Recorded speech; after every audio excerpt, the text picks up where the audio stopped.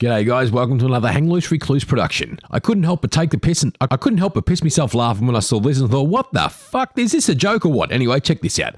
AFP hunt esky trio after 365 kilos of cocaine found off WA coast. Hundreds of kilograms of cocaine have been found off WA's coast, with detectives seeking the three men who were found clinging to an esky in the ocean off Albany for questioning. Sounds like a scene from a Hollywood movie or something, doesn't it? Well, let's click into the story and see what's going on. 365 kilos of cocaine seized. Three men rescued clinging to an esky off Denmark, WA coast. Wanted by AFP. And that's Denmark, Western Australia, to anyone else in Australia who doesn't realise that there is actually a Denmark in Western Australia.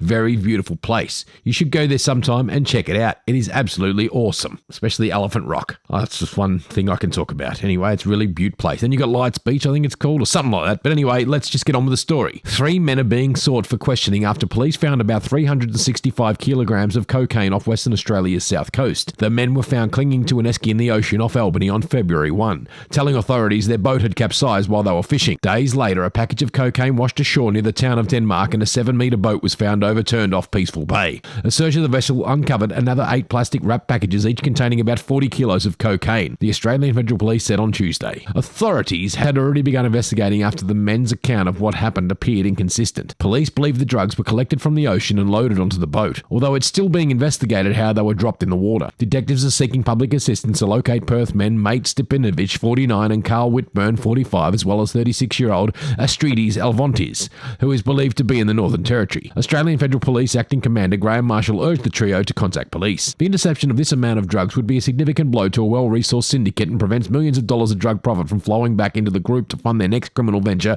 of lavish lifestyles, he said. The AFP estimates this seizure has saved the community more than $235 million in drug-related harm, including associated crime, healthcare, and loss of productivity. Well, when they talk about the $235 million in drug-related harm, is that drug-related harm to all the media journalists, all the all the reporters that go on television, all the entertainers, Carl Stefanovic, all those people that you watch them? Who's that guy on Channel 7, David Kosh? Who's that reporter that works for West Australian, Ben O'Shea? You know, it's endless. We could go on with a list of names of all the reporters out there that probably do cocaine and probably most likely will and have and still do. Well, maybe we should have an amnesty on maybe people have to be cocaine tested before they go to work, and if they come up positive, they aren't allowed to go to work, like we weren't allowed to go to work for having 3 pineapples in our arms and saying no to a medical government experiment that they think that we should be held down and forced to have. Let's try and get them tested and see whether they are cocaine users. I'm sure they are.